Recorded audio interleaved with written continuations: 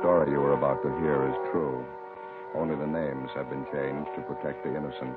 Fatima Cigarettes, best of all long cigarettes, brings you Dragnet.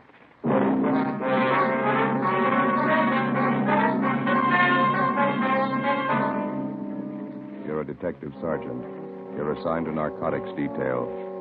A band of dope peddlers launches a full-scale operation in your city. Their merchandise, marijuana. Their victims, high school students. Your job, get them. You'll be amazed when you compare Fatima with other long cigarettes. You'll find they now cost the same. But in Fatima, the difference is quality. You see, Fatima is the quality king-size cigarette because it contains the finest Turkish and domestic tobaccos superbly blended. And Fatima is extra mild with a much different, much better flavor and aroma than any other long cigarette. So compare Fatima yourself. Fatimas now cost the same as other long cigarettes, but your first puff will tell you... Ah, that's different. Yes, in Fatima, the difference is quality. Ask your dealer for Fatima, the quality king-size cigarette. Best of all long cigarettes. Start enjoying Fatima tomorrow.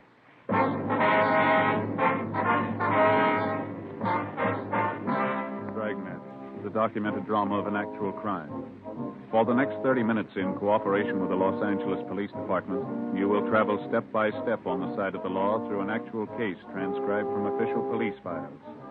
From beginning to end, from crime to punishment, Dragnet is the story of your police force in action.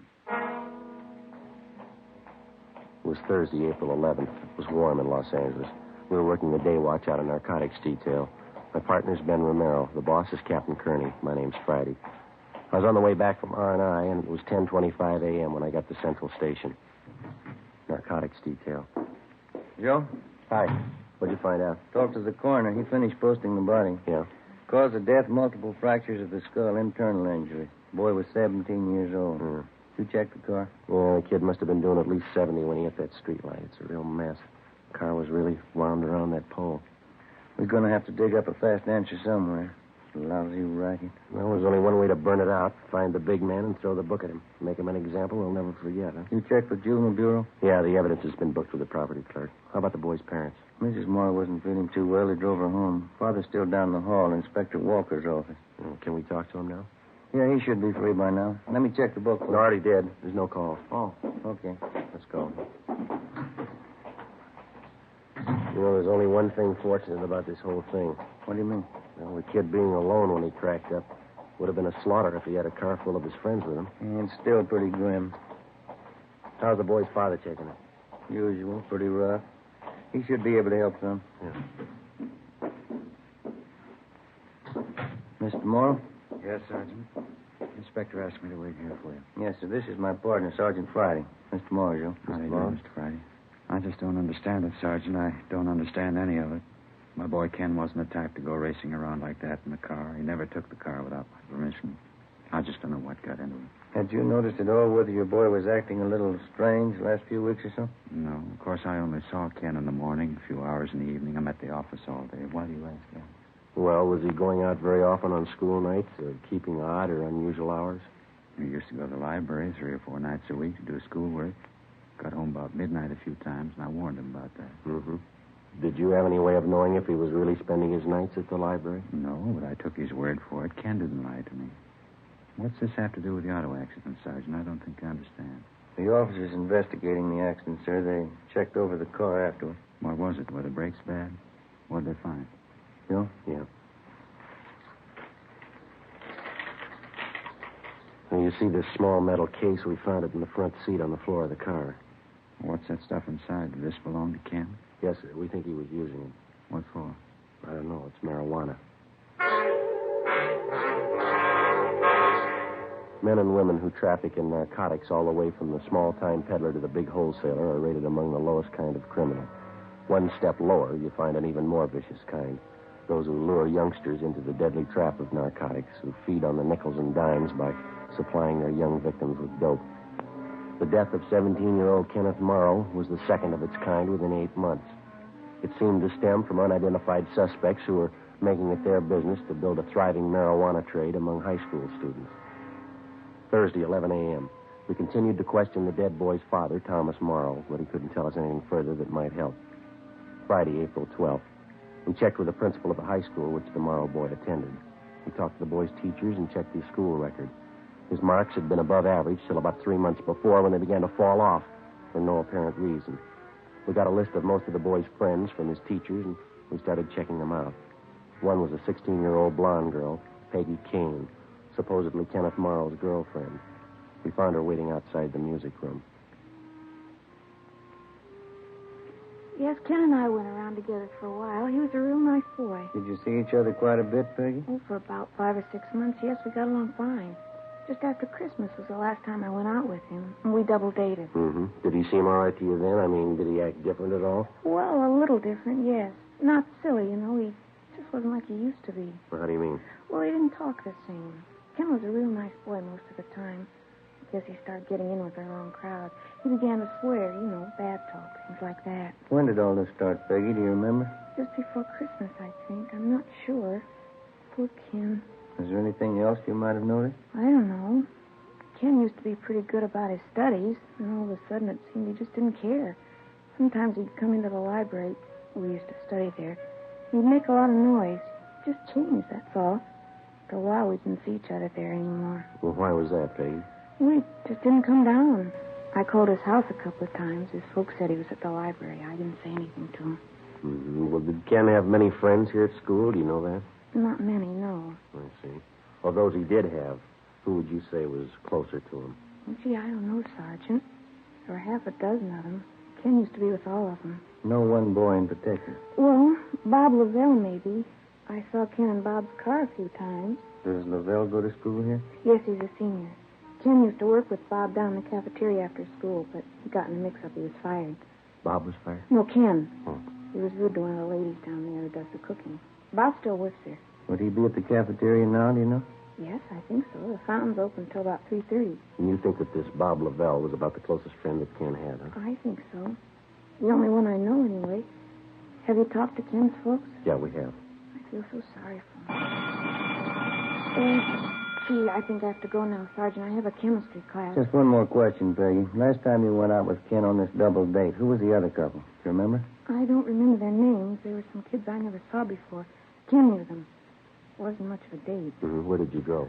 We started for the show, but Ken changed his mind. He wanted to go to the beach and park. He was acting funny, talking all the time, saying silly things. The other boy was the same way. Oh, were they drinking? No, I never saw Ken take a drink. I couldn't smell any liquor on his breath.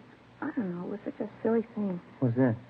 Well, maybe it's just my imagination, but Ken and this other boy had a real terrible musty smell about him. I kidded them about it, and they said they'd been to a tea party. That's where they got it. They kept talking silly like that all evening. I see. Was the musty smell all over the car or just on the board? All over. Kind of made me sick, but they didn't seem to mind it. Well, look, I'd like you to think real careful, Peggy. Have you ever come across that musty smell on anybody around the school here? Yes, I have. A couple of times. Makes me sick. What is it? Who did you notice it on, Peggy? Bob Lavelle. Ben and I went back to the principal's office and checked the record on Robert Lavelle. He was 18 years old, and he was scheduled to graduate in June. The registrar told us that there was a good chance that he wouldn't be graduated because his marks had been poor for the better part of the year. They dropped even lower during the present semester. Lavelle had played football the year before and had made third string on the all-city team. He was well liked by his teachers. For the last 2 years, he'd worked part-time at the school soda fountain. We went down to interview him. Nice setup, huh? Yeah. Cafeteria, soda fountain. Wasn't like that in my day. That must be the boy there behind the counter. Oh, yeah. Let's sit down. Mm-hmm. How about that, Joe? What's that? That sign hanging up there. Idiot Special. 5 scoops of ice cream, marshmallow, bananas, chocolate, strawberry flavoring, whipped cream topping, maraschino cherries, chopped nuts, and onions? No, you're reading over. That's on the hamburger sign there. Oh. Yeah? You want something? Chocolate soda. Could you make it with vanilla ice cream, please? Chocolate soda with vanilla cream. Are you Bob Lavelle? Yeah, that's right. Police officers, Bob. We'd like to talk to you. Oh, I'm pretty busy right now. Got to clean up. We close in a few minutes. I'll make you soda right away. You say chocolate? Yeah, that's fine. Well, we'll make it brief. Did you know Ken Morrow, Bob? Oh, yeah. He used to work here. Did you spend much time with him? Outside of school, I mean? Not much. Went to a couple of shows together, that's about all. I'm kind of rushed now. When was the last time that you saw him? You remember? A week ago, I guess. Too bad about Ken. How about the night he was in the accident? Did you see him then? No, I didn't know him too well. He went around with a different crowd. Mm-hmm. They reached me a bag of those cashews, huh, Joe, on the card there? Yeah. Oh.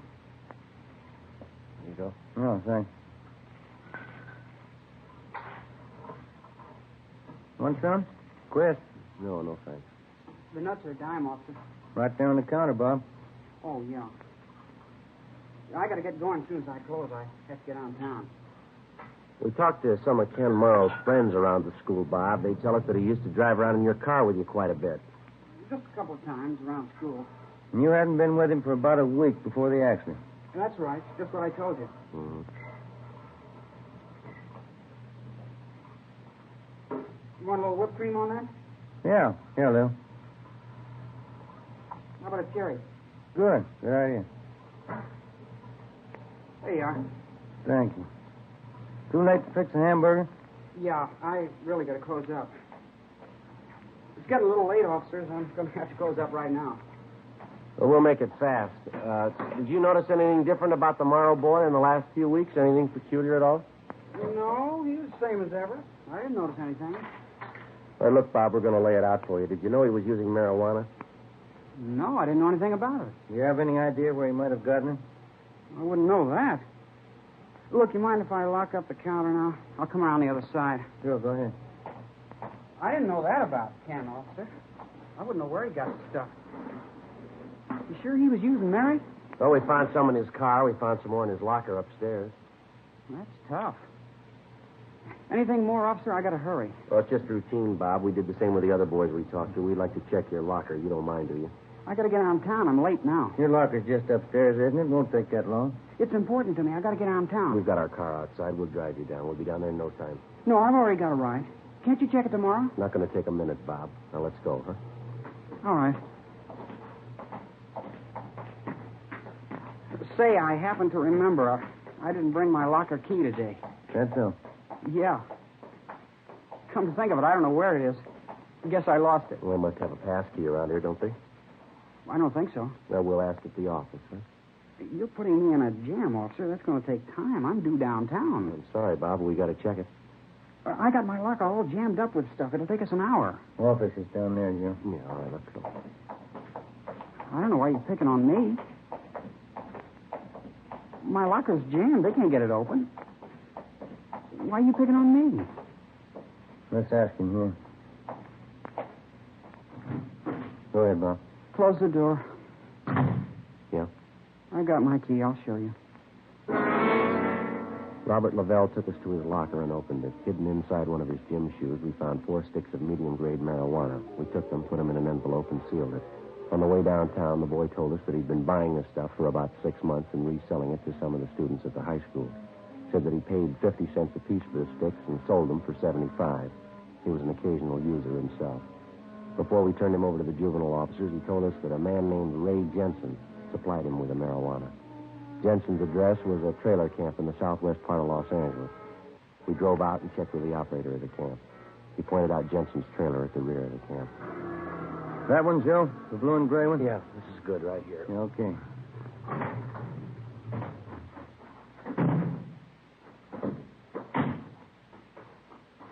Looks like Jensen's doing well, huh? Yeah, nice looking feather.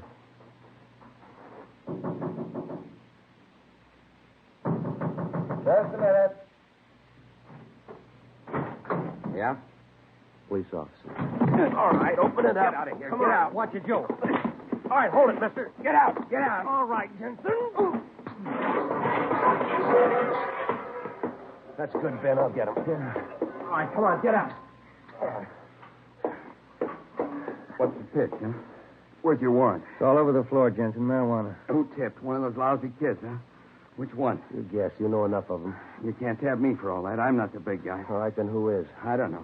I'm only one of the mules. Where do you get your stuff? The big guy, the big tomato. That's what they call him. Yeah? Big man. Nobody sees him. I don't even know what he looks like. Neither you. You let us worry about that. Come on. Big tomato. That's what they call him.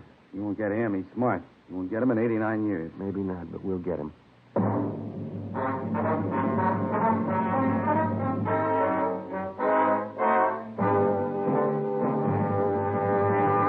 You are listening to Dragnet, authentic stories of your police force in action.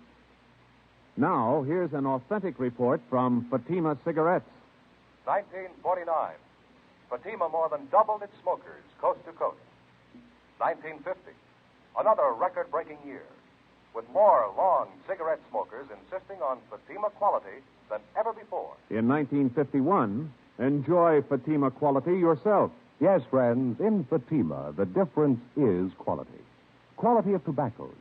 The finest Turkish and domestic varieties, extra mild and superbly blended, to give you a much different, much better flavor and aroma. Quality of manufacture. Smooth, plump cigarettes rolled in the finest paper money can buy. Quality, even to the appearance of the bright, clean, golden yellow package. Carefully wrapped and sealed to bring you Fatima's rich, fresh, extra mild flavor. Compare Fatima yourself. Fatimas now cost the same as other long cigarettes, but your first puff will tell you... Ah, that's different. Yes, in Fatima, the difference is quality. Start enjoying Fatima quality yourself. Insist on Fatima, the quality king-size cigarette. Best of all long cigarettes.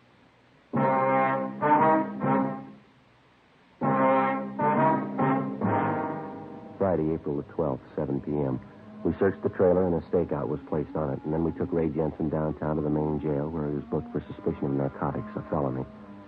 The next day, Ben and I went back and questioned him. We got nowhere. The only thing he'd tell us was that the leader of the marijuana ring was unknown to him. The big tomato, that's all he could tell us. We went back and started rechecking leads furnished us by some of the high school boys who'd purchased narcotics from Robert Lavelle. They all ended nowhere.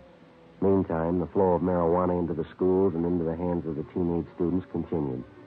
We'd no sooner choke off one source of supply when two more would turn up.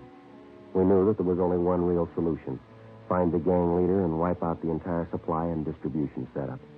We stayed on it. Monday, April 22nd. Ben got a call from one of his informants that he had a lead on the source of marijuana on the east side of town. The informant's name was Willie Breck, a groundskeeper at a golf course near one of the city high schools. We drove out to talk to him. We located Breck by the clubhouse near the first tee.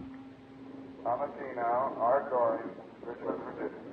You remember my partner, don't you, Willie? Joe Fry? Oh, yeah. How are you, Willie? Kind of busy today. Big tournament. Yeah, quite a crowd you got here. Nice turnout. Yeah, you've been having trouble, huh? Well, I'm Mary in town? Yeah, you think you can help us? Maybe I can. Dirty business, huh? Working high school kids with that stuff. It's real dirty. Any ideas, Willie? Don't know how much of it's true. It's all from the grapevine downtown. The boss is somebody they call the Big Tomato. Funny one, huh? Any idea who he is? Couldn't say. He's getting lots of the stuff in, though. Usual feed line over from Mexico. Mm-hmm. What else, Willie? I hear there's more on the way. Don't know when, though. All for high school trade. Guess they figure they got a good business. How'd they get in junk over, do you know? No, but it's getting here. If any kid can get some over on this side of town. Imagine that, kids in their teens. Weed heads. Oh. How about this Big Tomato, Willie? No word at all? Just one, pretty thin. Yeah. There's a connection. Lives over on Hauser Boulevard. Got his number here somewhere. It's supposed to be the main connection for this tomato guy. Oh, yeah. Here's his address. Third number there. It's a 6. Guy's name is Tony Childs. Mm-hmm. Is he supposed to handle all the stuff? Most of it, I hear. Gets it all from the Big Tomato. Mm-hmm. That about it? That's it.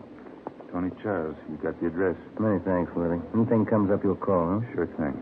How's the job out here? Better than yours. I sure wouldn't want it. Working every day around joy poppers, mules, mainliners. Well, somebody's got to do it, Willie. Yeah, but not for me, Sergeant. Those dopesters are all lice. Selling junk to kids. Guess you met the lowest, huh? No, not yet. We're looking for him.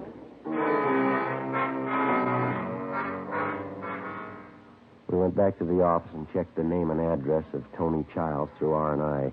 No previous record. A stakeout was placed on his home and at his place of business. Childs himself was placed under 24-hour surveillance. A week passed. Nothing happened. Another week. Still nothing. There was no let-up in the supply of marijuana finding its way into the city and then into the schools. We couldn't see the beginnings of the racket, but we saw the end result. The percentage of juvenile users was still on the upswing. Wednesday, May 8th. We heard rumbles of another big marijuana buy in the offing. Either it failed to materialize or we missed it. Friday, May 10th.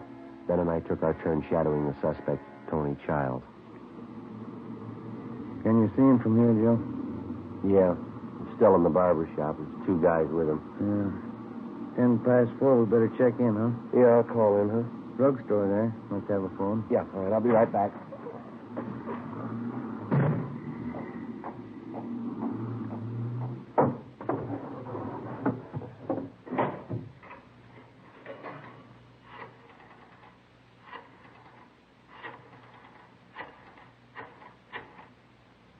Narcotics, please.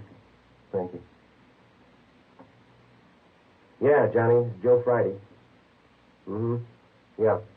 Yeah, we got him paid. Okay, right away. Bye.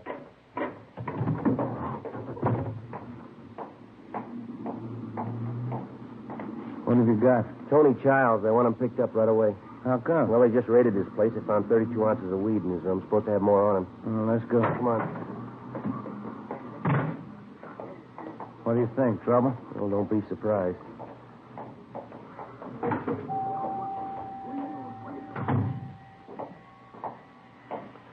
Childs, like to talk to you.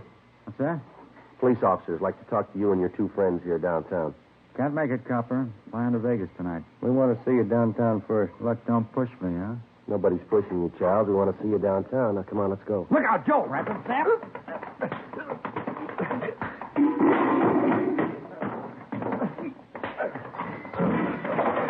Watch it!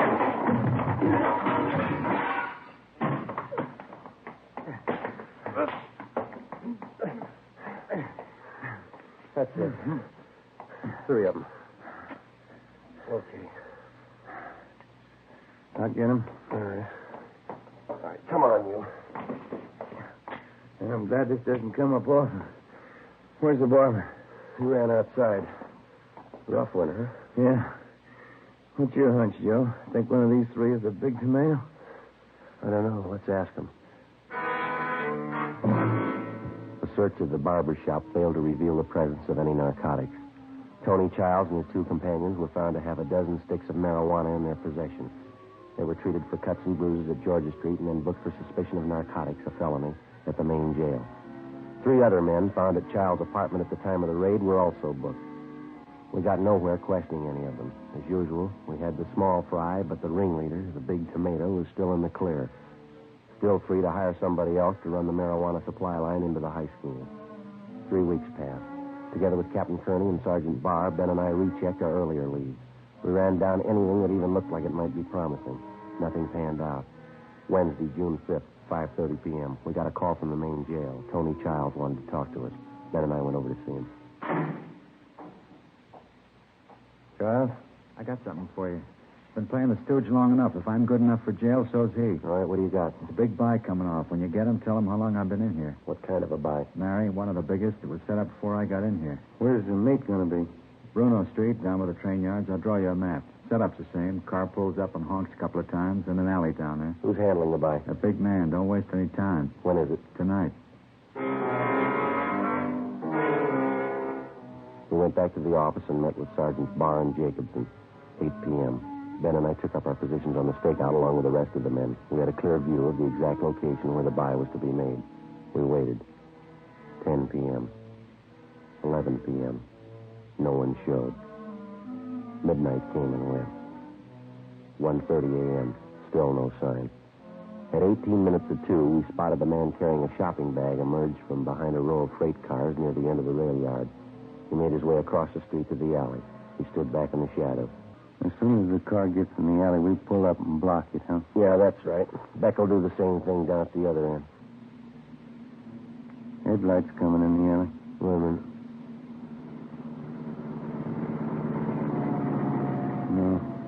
they're going on through. What's the time now? 4 minutes to 2.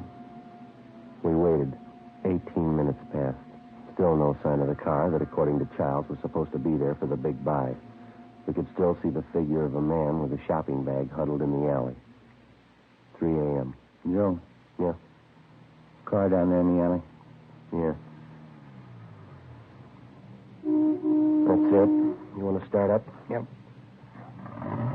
Just enough to block the alley. Mm-hmm. That's good. All right, come on, let's go. Come on.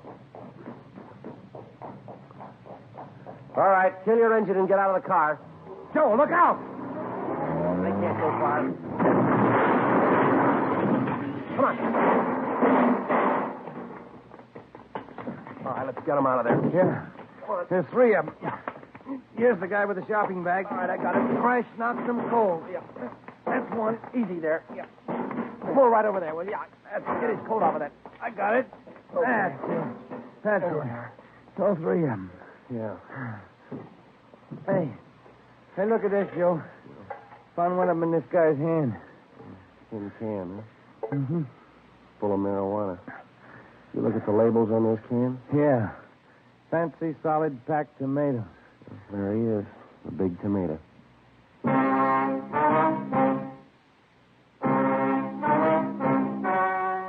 story you have just heard was true. Only the names were changed to protect the innocent. On October 3rd, trial was held in Superior Court, Department 89, City and County of Los Angeles, State of California. In a moment, the results of that trial. Now, here is our star, Jack Webb. Thank you. Friends, if you're a long cigarette smoker like I am, remember, in Fatima, the difference is quality. Now, believe me, this difference is mighty important. So important that you'll always remember the first pack of Fatimas that you buy. Fatima's fast-growing popularity backs me up on that. But look, you can prove it to yourself by getting a pack of Fatimas tomorrow. You'll find that they now cost the same as other long cigarettes. And your first pack will convince you to go right on smoking them. Join me and the new thousands who enjoy Fatima's extra mildness, Fatima's rich, better flavor and aroma. You'll discover what all we Fatima smokers know. In Fatima, the difference is quality.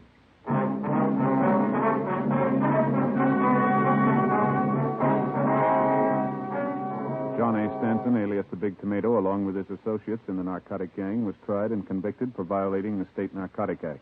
He received sentences as prescribed by law and are now serving their terms in the state penitentiary. The radio editors of the United States and Canada have named Dragnet the best radio program of its type for 1950. And Dragnet's Jack Webb, the most promising star of tomorrow. In behalf of Dragnet, I'd like to thank the radio editors of the United States and Canada and the editors of Motion Picture Daily who conducted the voting in the 15th annual poll for Fame magazine.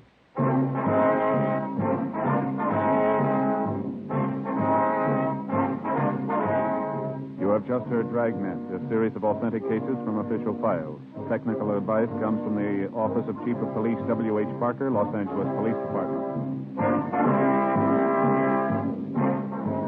Fatima Cigarettes, best of all long cigarettes, has brought you Dragnet, portions transcribed from Los Angeles. Later, here's Spellbound with Joseph Cotton on Screen Directors on NBC.